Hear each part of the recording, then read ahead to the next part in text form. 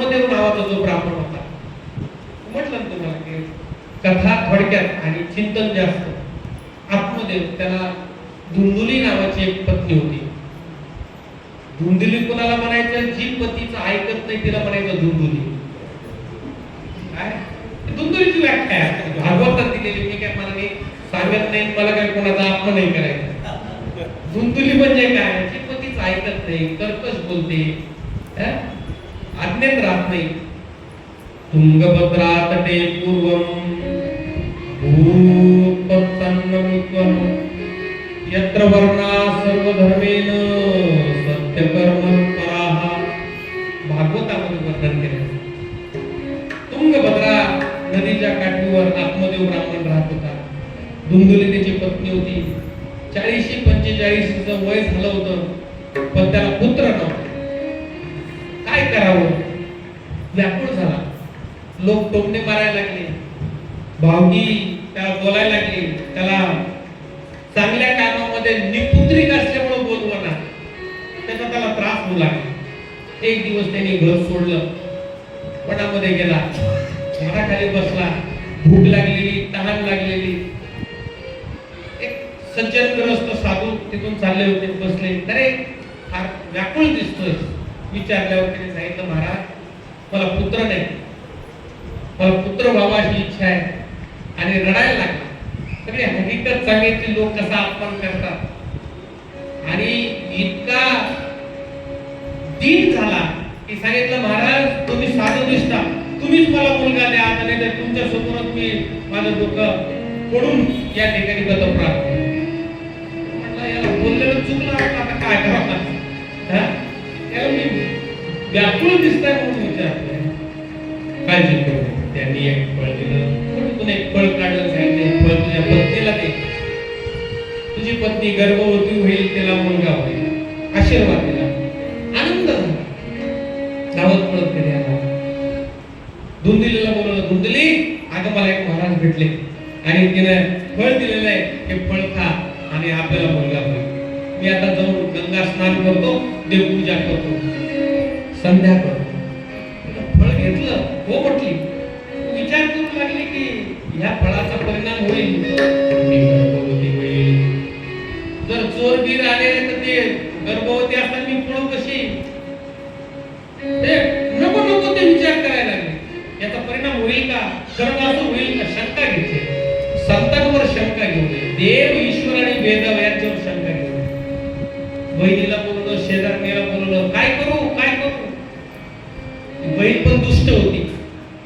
ती म्हटली हिच्याकडची प्रॉपर्टी मला भेटावी, हिला तर पुत्र नाही. तर ती म्हणे काळजी करू नको, तिने खोटं सांगितलं. त्याचा परिणाम वेगळा झाला तर काय करतो? तू फक्त नाटक कर गर्भ धारण्याचा, आणि मी गर्भवती आहे, माझा मुलगा तुला आणून देते. तू सांग मेला आणि मी सांगते मेला आणि तू सांग झाला. आपला विषय म्हणजे आपला. ती नाटक करू लागली गर्भवती असल्याचं. धुंदुलीनं ते फळ गाईला खाऊ घातलं. गाईला वासरू होत नव्हतं, झाडाला फळं लागत नव्हती. असं सुंदर वर्णन भागवतात केलं. 9 महिने पूर्ण झाले. त्या बहिणीला मुलगा झाला. तिनं मागच्या दारातून आणून दिला. हिनं सांगितला मला मुलगा झाला, हिनं सांगितलं मेला. आनंद वाटला. आत्मदेवाला वाटलं मला मुलगा झाला, मला मुलगा झाला, मुलगा झाला. आनंद वाटला. हे फळ साधूचं होतं, गाईला खाऊ घातलं. गाईलाही एक मुलगा झाला. त्याचं नाव ठेवलं गोकर्ण. गाईच्या आकाराचे कान असणारे गोकर्ण. आणि धुंदुली पतीच ऐकत नव्हती म्हणून स्वतःच्या नावाने मुलाचं नाव ठेवलं धुंदुकारी. ती धुंदुली आणि ती धुंदुकारी मुलाचं नाव. आता ते साधूचे फळ असल्यामुळे गोकर्ण अतिशय सज्जन पुत्र निघाला. तीर्थयात्रा, अभ्यास, वेद वेदांग उपनिषदांचा अभ्यास करणारा, सत्संग करणारा, मातृदेव, पितृदेव, आचार्य देव, आई वडिलांची सेवा करणारा. आणि धुंदुलीचा जो मुलगा आहे धुंद झालेला, धुंदकारी, अतिशय वाईट आचरण, अखाद्य खाद्य खाणं, अपेय पान करणं, वेश्यागमन करणं. शेवटी त्याचा त्रास त्या आत्मदेवाला व्हायला लागला, धुंदुलीला व्हायला लागला, त्या गोकर्णाला व्हायला लागला. गोकर्ण तीर्थयात्रेला निघून गेला. मला काय घेणे देणे, तू पाय, तुला काय प्रॉपर्टी पाहिजे घेऊन टाक, देऊन घे. वास्तविक पाहता नाथ महाराजांनी चिरंजीव पदामध्ये हस्तामलकामध्ये सुंदर वर्णन केलं बरं का महाराज. ज्यासी बहुसाला पत्ते तो अनंत भोगी आपत्ती दे, याला जी नाव आपत्ते जाणून या विधान केले. आपत्य, तुम्हाला किती आपत्य आहे? आपत्य, आपत्य नाही, आपत्ती. त्याचं वर्णन नाथ महाराजांनी काय केलं? आपत्य नाही, आपत्ती. आणि जर चांगला मुलगा असेल तर सुपुत्र. खरं सांगू का, जीवनात सुद्धा या कथेचा उपयोग झाला पाहिजे. 3 प्रकारची मुलं असतात: उत्तम, मध्यम आणि अधम. उत्तम म्हणजे एखादं काम सांगण्याच्या अगोदर वडिलांची मनीषा ओळखून काम करतो, त्याला उत्तम म्हणायचं. सांगितल्यावर करतो, त्याला मध्यम म्हणायचं. आणि सांगितल्यावरही करत नाही, त्याला अधम म्हणायचं. 3 प्रकार आहेत. म्हणून पुत्र नसला पाहिजे, सुपुत्र असला पाहिजे. सुपुत्र संसारी कोणाचे म्हणतात, सुपुत्र संसारी कोणाचे म्हणतात, सुपुत्र संसारी कोणाचे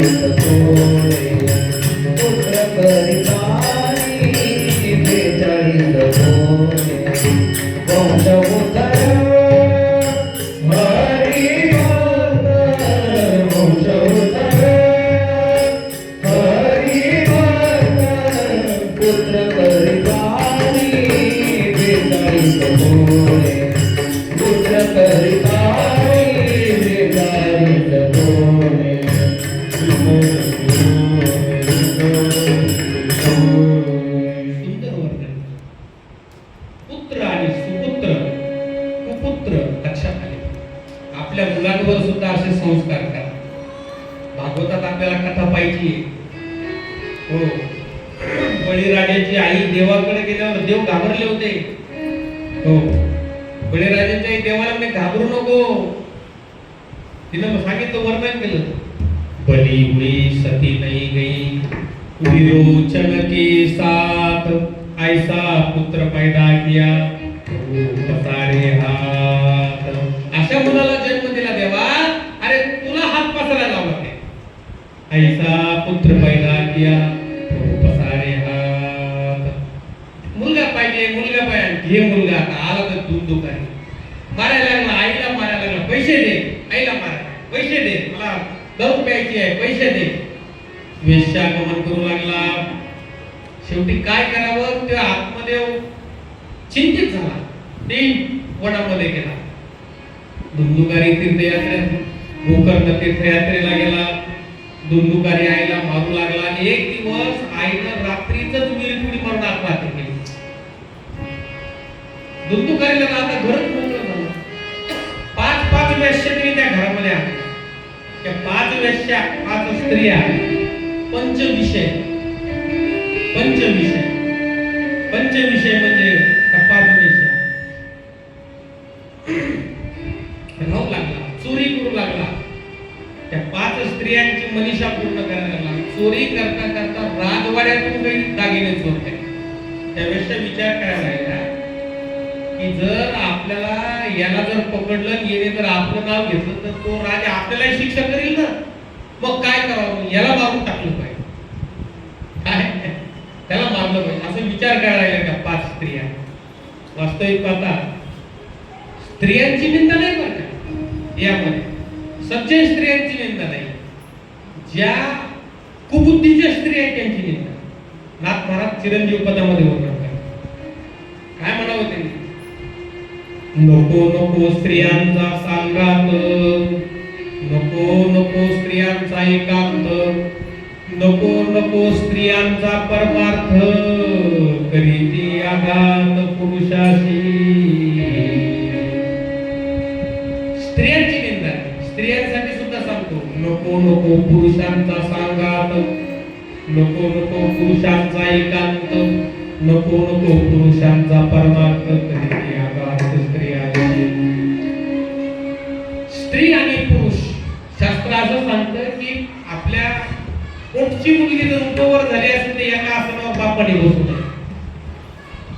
आज तर फार वाईट अवस्था आहे आणि म्हणून स्त्रियांच्या नादी लागलेले धुंदुकारी हा अतिशय रसातळाला गेला. त्या पाचही स्त्रियांनी त्याला मारून टाकलं. हो, आणि आता लोक विचारतील काय करावं म्हणून त्याच घरात करून टाकलं. सद्गती मिळाली नाही, पिशाच योनीला गेला. त्या स्त्रिया पळून गेल्या.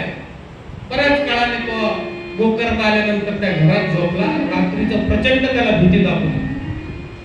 तो उठला, पाहतो कोण आहे असं त्याने विचारलं. त्यांनी सांगितलं मी तुझा भाऊ धुंदुकारी पिशाच योनीला गेलेलो आहे. त्याने अरे मला कळलं तुला, तू मेलास तर मी गया प्रयाग तिथं तुझी पूजा केली तरी तू मुक्त झाला नाहीस का? तो मुक्त नाही, पिशाच योनीला गेलो. मग म्हणे काय करावं? शेवटी सूर्यदेवाला त्यांनी प्रश्न विचारला.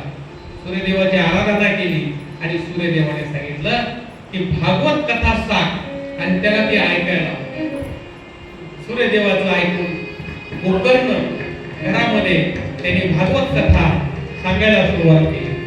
7 दिवस भागवत कथा सांगितली. पहिला दिवस भागवत कथेचा झाला की एक बांबू म्हणतो ना त्याला, बास, त्याची एक गाठ फुटायची.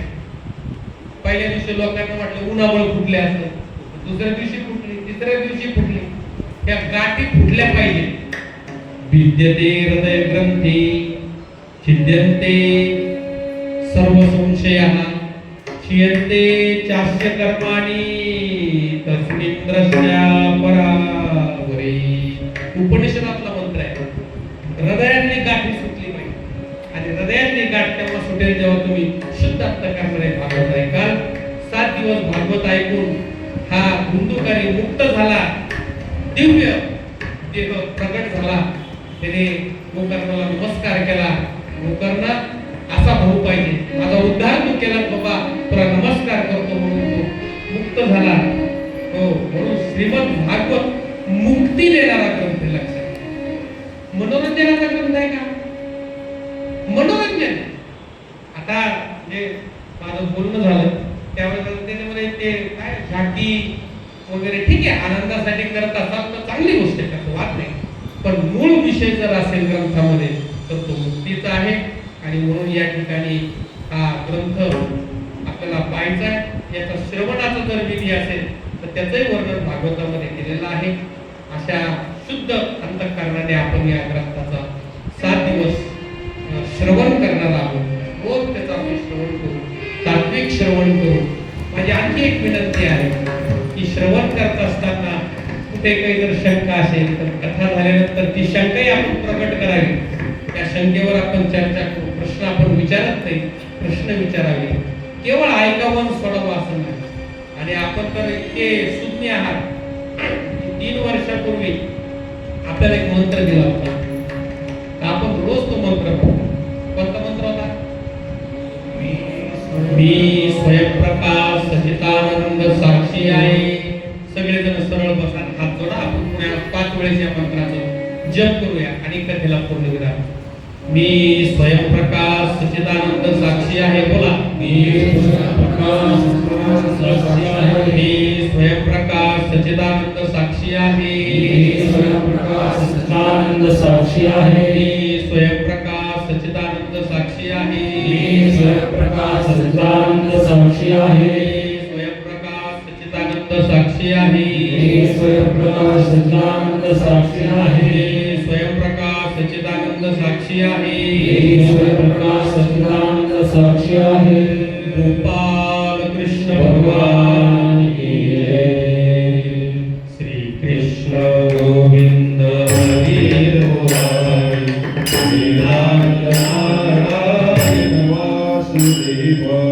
कृष्ण गोविंद हरे मुरारी हे नाथ नारायण वासुदेव कृष्ण गोविंद हरे मुरारी हे नाथ नारायण